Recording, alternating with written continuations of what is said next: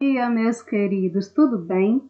Estamos dando sequência, né? Retomando as nossas aulas remotas após uma pausa para as verificações e também feriados, enfim. Vamos dar sequência à nossa aula remota. Hoje nós veremos a revisão sobre verbos. Se encontra lá no livro de vocês, nas páginas 88 a 90. Lembrando que nós já estudamos, já revisamos no início do ano. Quem tem o caderninho guardado já vai lembrar, já vai verificar, já vai até pesquisar todas as informações sobre os verbos, conjugações, estrutura verbal, que foi estudado. Foi muita coisa. Os modos, os tempos dos verbos. Então já vai lá e procura, porque eu tenho guardado os meus arquivos aqui das aulas que foram ministradas no início do ano, quando ainda estávamos no ensino normal. Está bem? Então vamos lá. O que vocês farão? Acompanharão comigo, né? Aqui as explicações e farão algumas questões. Lembrando que não vai precisar copiar os trechos dos textos que estão nas questões e também a tira. Não há necessidade. Ai, professora, são muitas questões. Não são. São questões que têm poucos itens e vocês farão tranquilamente, porque é revisão. Então, lá na página 88 tem uma questão, na página 89 tem a questão 2, na 90 tem também a questão 3, e lá na 91 tem as questões 1, 2 e 3. No total, fazem 6 questões. Repito, não precisa copiar os textos, os trechinhos, né, dos textos e nem a tira, e farão tranquilamente. Vamos estudar. Vamos revisar? Livro aberto, acompanhando, compreendendo, está bem? Verbos são palavras que indicam estado. Esse estado também pode ser característica. Ação ou fenômeno. Geralmente os fenômenos são da natureza. Por pertencerem a uma classe de palavras variáveis, variáveis que varia, que muda, que sofrem mudanças. Os verbos sofrem modificações para expressar informações sobre o que, professora? Sobre modo, sobre tempo, sobre pessoa e sobre número, de acordo com as necessidades de quem escreve e do falante, exatamente no ato da comunicação. Tais modificações são chamadas de flexões verbais. Então, as flexões verbais nada são do que essas modificações que o verbo tem necessidade de nos apresentar, necessidades essas de modificações que se referem a tempo, modo, pessoa e número. Está bem? Quanto ao tempo, o verbo pode situar o processo a que se refere no passado, no presente ou no futuro, em relação ao momento da fala. Quanto à pessoa, o verbo se flexiona de acordo com a primeira pessoa, segunda pessoa e terceira pessoa do discurso. Amados, já estudamos bastante as pessoas do discurso. E quanto ao número, ele pode se apresentar ou pode estar no singular e no plural. Então, recapitulando, as flexões verbais, ela nos situa, né, no processo em relação a quê? Ao tempo, quando se refere a passado, presente e futuro. Se refere à pessoa, a pessoa do discurso. Que pessoas são essas? Primeira, segunda e terceira. E refere-se também a número. Quando falo número, é singular ou plural. Meus amados, nós vamos agora... Opa, tia deu uma pausa, uma adiantada aqui. Pronto. Olha, no quadro abaixo, reveja as flexões de modo, de tempo, de número e pessoa que os verbos podem sofrer. Meus amores, esse quadro é excelente porque ele serve assim para que vocês observem, para que vocês encontrem informações de forma muito precisa. Aí nós temos o modo, Nós temos o tempo, nós temos o número e nós temos a pessoa. Aí no modo indicativo, nós temos o tempo presente, pretérito perfeito, pretérito imperfeito, pretérito mais que perfeito, futuro do presente, futuro do pretérito. No modo subjuntivo, nós temos os tempos presente, pretérito imperfeito e futuro. No número, nós temos o singular e o plural, e as pessoas do discurso é a primeira pessoa quem fala, a segunda pessoa com quem se fala e a terceira pessoa de quem ou do que se fala. Ok? Eu estou me lembrando aqui das nossas aulas do início do ano, exatamente quando eu estava explicando esse conteúdo. Anote aí. Quando os verbos sofrem modificações, diz-se que foram conjugados. Verdade. Assim, a conjugação verbal é a forma flexionada dos verbos. Perfeitamente. Quando conjugamos o verbo é exatamente quando há necessidade que ele sofra modificações para expressar o que queremos que o ouvinte entenda. Ou seja, se o que eu estou falando ou escrevendo, ele se refere a algo que aconteceu no presente, no passado ou no futuro, que ele se relaciona ao número ou pessoa do discurso. Então, é por isso que ele flexiona, ou seja, ele tem todas essas variações, ele sofre todas essas mudanças. Tudo bem? Vamos dar sequência? Olhe, vamos lá. Existem maneiras de apresentar um fato, porém, dependendo da orientação dada ao sentido do texto, opta-se por um modo verbal ou outro. Perfeito. Tudo vai depender da intenção, do que eu quero que o ouvinte, ou que o leitor, no caso de algo escrito, compreenda em relação ao que eu estou falando ou escrevendo. Então, eu vou optar o modo verbal de acordo com a minha intenção. Olhe lá o modo indicativo. É o modo verbal que expressa a certeza. Certeza de quê? Do falante sobre algo que acontece. Que aconteceu ou acontecerá. Então, o falante, ele utiliza o modo verbal indicativo quando ele quer expressar certeza do que está falando. Seja que tenha acontecido, que aconteceu ou que acontecerá. Confira as possibilidades de flexão de tempo do modo indicativo e seus exemplos. Então, aqui outro quadro maravilhoso que vai servir bastante para que vocês possam pesquisar, revisar, estudar novamente para determinadas situações em que serão necessárias o estudo sobre o verbo. Então, nós temos o modo indicativo, todos os tempos, e do lado, um exemplo para nos auxiliar na compreensão. Olha lá o presente. Modo indicativo no tempo presente. Indica que a ação verbal ocorre no momento da fala. Indica também fatos habituais e verdades incontestáveis.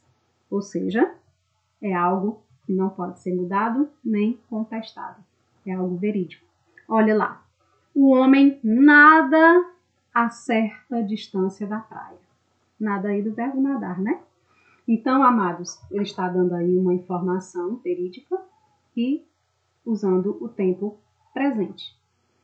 Pretérito perfeito expressa uma ação que no momento da fala já foi concluída. Cumpri o meu dever e ele cumpriu o seu. Olha que nós temos o cumprir e o cumpriu. Cumpri, quem? Eu. Certo? Primeira pessoa. E ele cumpriu o seu. Cumpriu pretérito perfeito. Ou seja, a ação foi toda concluída no passado.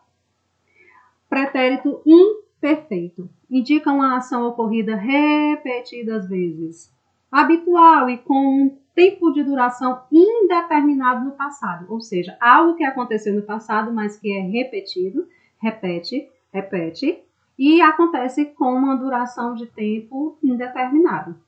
Quando o vi, ele já estava nadando. Olha aí, o verbo estava, indicando que é algo habitual e que havia uma duração indeterminada. Não se sabe há quanto tempo ele nadava. Pretérito mais que perfeito exprime uma ideia de ação ocorrida no passado. mas anterior à outra também já passada. É como se fosse o passado, amados, duas vezes. Tá bem? Quando olhei novamente, minha visão já havia sido encoberta pelo telhado. Lembra que nós já estudamos também as locuções verbais, quando nós temos dois verbos um ao lado do outro, o verbo principal e o verbo auxiliar. Lembra? Está também registrado no caderninho. Então, aqui o futuro do presente indica que algo ainda acontecerá em relação ao momento atual. Algo acontecerá, tá certo? O homem nadará até o telhado vermelho e isso será perfeito. Nadará e será, indicando aí ações que acontecerão no futuro. E futuro do pretérito expressa uma ação que aconteceria com certeza ou como hipótese se outra ação ocorresse. Então, o futuro do pretérito ele depende de uma outra ação. Se uma outra ação acontecesse ou ocorresse, esse futuro do pretérito será empregado. Então, o homem alcançaria o telhado vermelho se continuasse nadando no mesmo ritmo. Observa aí que existe condições, está bem? Mais uma vez, pessoal, esse quadro é maravilhoso e ele vai servir para muita pesquisa, consulta de vocês, nem só em relação às atividades, mas também para outros fins. O modo subjuntivo. Perfeito. Compreendido o modo indicativo, os seus tempos, né? Alguns exemplos. Agora nós vamos adentrar o modo subjuntivo, que expressa a percepção do falante de que algo pode acontecer, desde que atenda a uma condição. Acontece desde que haja uma condição. E esse modo verbal indica desejo, incerteza ou possibilidade de um fato vir a se concretizar. Pronto, professora, lembrei. Vimos isso também? Também vimos no início do ano. Então, esse modo subjuntivo, que tem todo esse envolvimento, essa atmosfera de possibilidade, ele também tem flexão. E a flexão dele de tempo é presente, pretérito, imperfeito e futuro. Só são 3 tempos o modo subjuntivo. O presente do subjuntivo expressa um desejo e um acontecimento provável, porém incerto. É empregado geralmente depois de expressões como é possível que, talvez, tomara que, convém que e etc. Observem, amados, que as expressões já nos auxiliam a entender essa impossibilidade, né? Aliás, perdão, a possibilidade. Algo incerto, algo provável, tá certo? Olha, espero que ele esteja solidário comigo. Espero que ele esteja. Olha lá, esteja. Não é uma possibilidade, não é um desejo, é algo incerto. Sim, é um desejo da pessoa, mas não é algo concreto como o modo indicativo. Está bem? Pretérito imperfeito indica um fato que poderia ter acontecido mediante certa condição. Olha, poderia ter acontecido mediante certa condição. E ele é acompanhado da palavra se. A palavra se ela já nos auxilia nesse contexto de possibilidade, de condição. Olhe lá. Se ele atingisse o telhado vermelho, eu poderia sair da varanda. Novamente. Se ele atingisse o telhado vermelho, eu poderia sair tranquilo da varanda. Olha a possibilidade, olha o se, olha o atingisse, que é o verbo conjugado no pretérito imperfeito, configurando assim o tempo e o modo. E agora nós temos o futuro. Exprime um fato possível de ser realizado. É acompanhado das palavras se ou quando, também para nos auxiliar na identificação. quando ele atingir o telhado vermelho, eu poderei sair tranquilo da varanda. Então, nós temos o quando, nós temos aí o atingir, né? Nessa condição de algo possível de ser realizado. Lembrando que, meus amores, o modo subjuntivo, ele traz todo o contexto, né? O verbo, ele está sempre em um contexto, em uma informação. Essa informação já vai nos auxiliar a entender se o verbo está empregado no presente, no pretérito imperfeito ou no futuro. Também nos auxiliando a identificar o emprego das palavras se e quando para o futuro e do se para o pretérito imperfeito. Está bem? Agora nós vamos às formas nominais. Na crônica Homem no Mar, encontramos algumas formas verbais que não estão flexionadas em modo e tempo. Exemplos. É um homem nadando e o homem tem todo o seu corpo a transportar na água. Essas são as chamadas formas nominais do verbo. Nominais, amados, vem de nome, certo? Então vamos entender. Eu também expliquei esse conteúdo no início do ano. Há 3 formas nominais do verbo. Nós temos um infinitivo, que apresenta o processo verbal em potência e expressa uma ideia de ação e sempre vai estar terminado em R, certo? Nós temos o gerúndio, que assemelha-se a um advérbio e pode também indicar uma ação contínua, algo que ainda ocorre. E para identificar, nós temos a terminação NDO. E para concluir, o particípio, que apresenta o resultado do processo verbal e tem as características do verbo e a do adjetivo, e eles são terminados em ADO ou IDO. Então, para facilitar, as formas nominais do verbo são 3. O infinitivo, quando ele se apresentar com a terminação R, o gerúndio, quando estiver com a terminação NDO, e o particípio, quando estiver com a terminação ADO e IDO, para ficar bem mais simples de compreender. Está bem?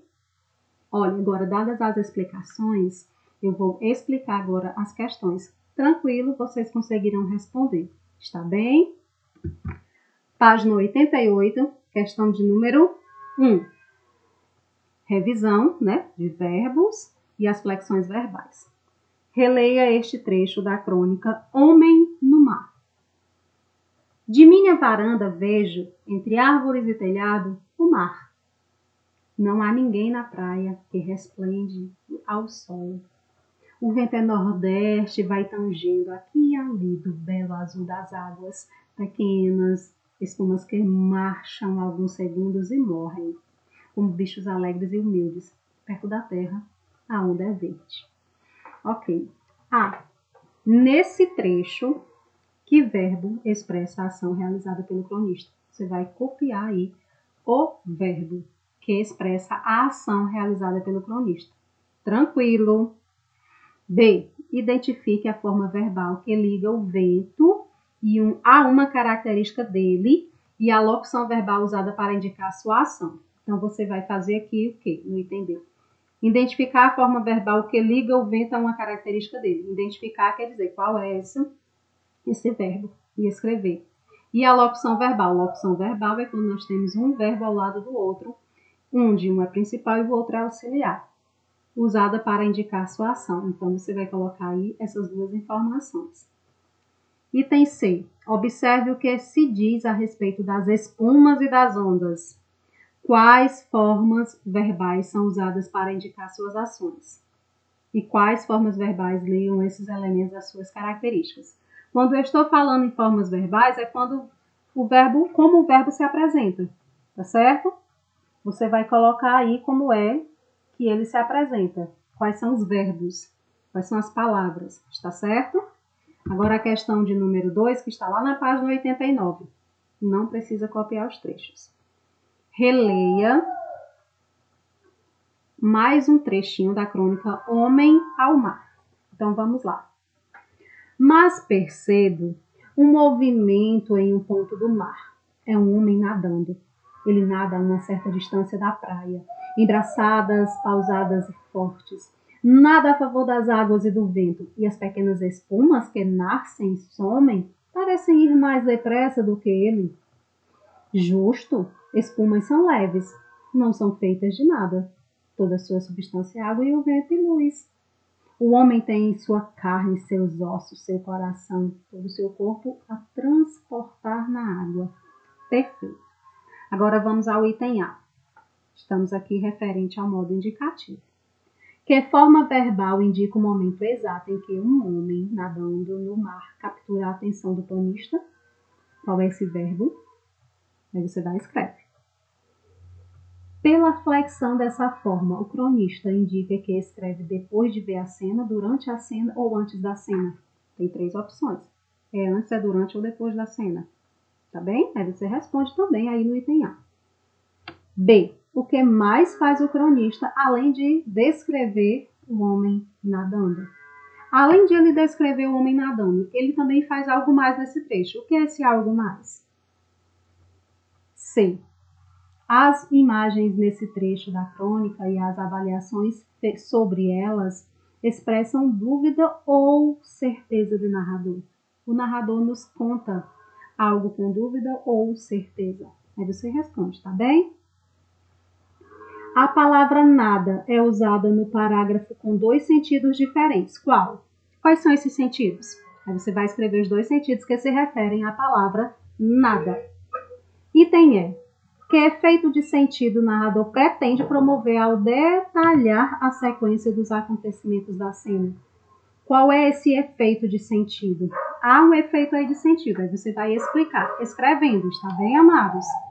Agora nós vamos à questão de número 3, que está na página 90, e ela vai nos envolver no modo subjuntivo. 3.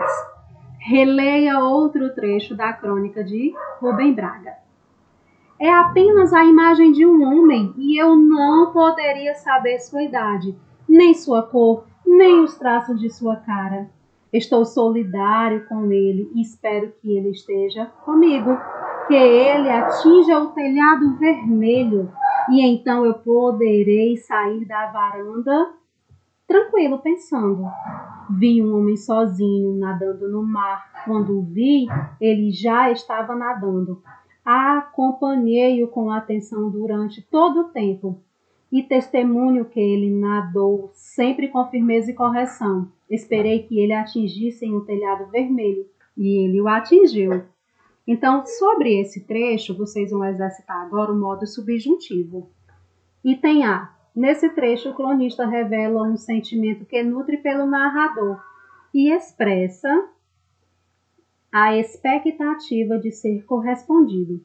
Que frase revela isso? Você vai voltar no trecho e copiar a frase que revela exatamente esse sentimento que o cronista nutre pelo narrador. Está bem? B. Que forma verbal indica que é uma condição para o cronista sair da varanda? Essa forma verbal sinaliza um desejo ou uma certeza? Você vai escrever qual é o verbo e vai depois escrever também, né? Se esse verbo ele indica um desejo ou uma certeza. Item C. No trecho, há 2 formas de um mesmo verbo sinalizando 2 momentos distintos da ação do narrador. Que formas verbais são estas? Ou seja, que verbos são esses que estão aí no trecho, que indicam, né, que sinalizam momentos distintos em relação à ação do narrador? E qual delas indica que o nadador alcançou o objetivo completamente? São 2 respostas, está bem, amados? Agora, nós vamos lá para a página 91. Mais uma vez, não copia os trechos. Por isso que as questões elas não vão ficar longas. A escrita, porque vocês não precisarão copiar nenhum trecho, está bem? Vamos ler agora mais um trechinho de Ivan Ângelo sobre a crônica, né, o gênero crônica, publicada em uma revista. Olha o que ele diz. Sobre a crônica. Uma leitora se refere aos textos aqui publicados como reportagens. Um leitor os chama de artigos. Um estudante fala deles como contos. Há os que dizem seus comentários. Outros os chamam de críticas? Para alguns é sua coluna.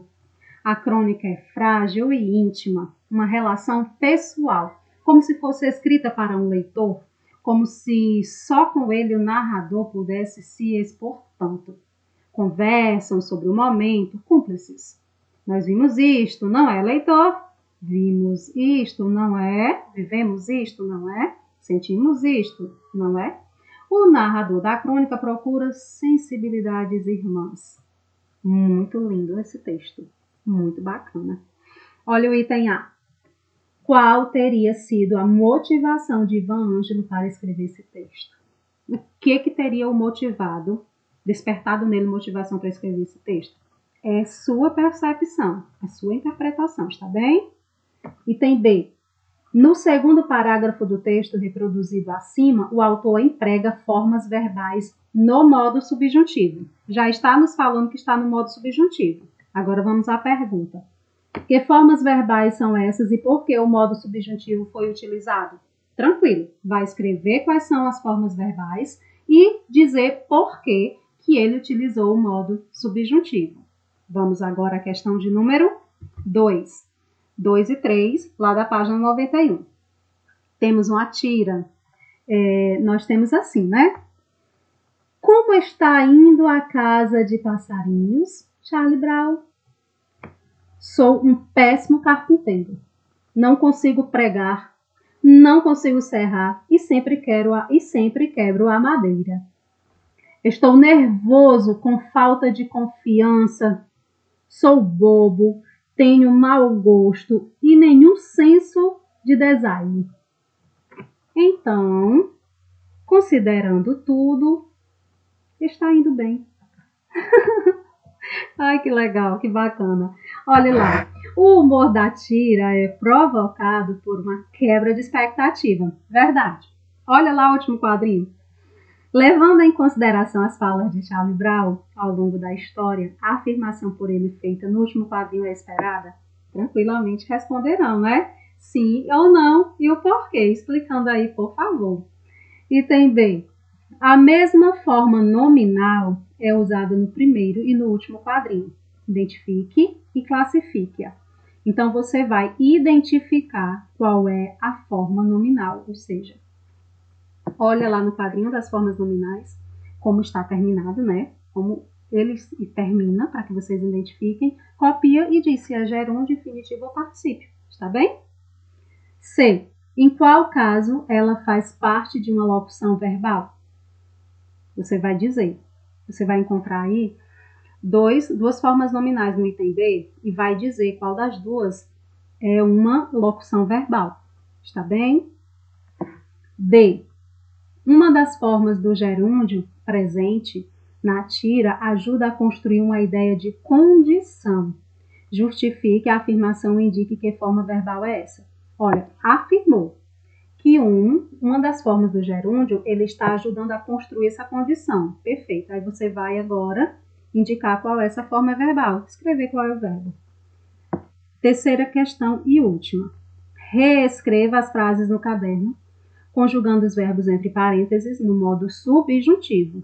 Lembre-se de manter a correlação temporal entre as formas verbais da mesma frase. Amados, vocês fazem assim, copiam a questão e no espaço que tem essa estrelinha, você já deixa, né, o devido espaço para que vocês respondam. Claro que não vai precisar reescrever. Aliás, como há uma junção aí, vai ter que reescrever, porque algumas coisas vão ser modificadas. Está bem? Se vocês sentirem necessidade, reescreve, se não, só completa. Está bom? Vamos lá? É bom que aí nós temos o verbo acertar. Você vai conjugar no subjuntivo o caminho de volta para casa. Seria bom que nós, o mesmo verbo, acertar, o caminho de volta para casa. Eu acho que vocês conseguem fazer sem reescrever. Está bem? B. Quando meus colegas olha lá o verbo visitar, pedirei à mamãe que faça um bolo. Se meus colegas o verbo visitar novamente, pediria à mamãe que fizesse um bolo. Observem que é o mesmo verbo, vocês vão aí empregar o verbo no modo subjuntivo. Quando você precisar de dinheiro, irei ao seu encontro. Olhe lá o verbo. Se você precisar de dinheiro, irei ao seu encontro. Nós temos o mesmo verbo também para ser conjugado. É importante que eu, olhe o verbo fazer, a arrumação do quarto. Seria bom se eu, olhe o verbo fazer, a arrumação do quarto. Então, tranquilamente vocês conjugam e completam as frases. Caso haja necessidade, façam devidas alterações para que haja aí uma correlação de sentido e não perca nada em relação à estrutura correta das orações. Está bem? Espero que vocês tenham compreendido e, mais uma vez, quem tem ainda o caderninho do início do ano vai servir bastante nesse momento. Para concluir, vamos refletir. Não pense que as coisas são impossíveis e nunca desista de lutar todos os dias. Lembre-se sempre, quando o outono derruba uma flor, a primavera coloca outra no lugar. Amados, estudem. Força, foco, fé. Estamos no último bimestre do ano. Vamos vencer, sim, estamos vencendo. E eu acredito em vocês. Lutem, não desistam de seus sonhos. Um abraço e até a próxima aula.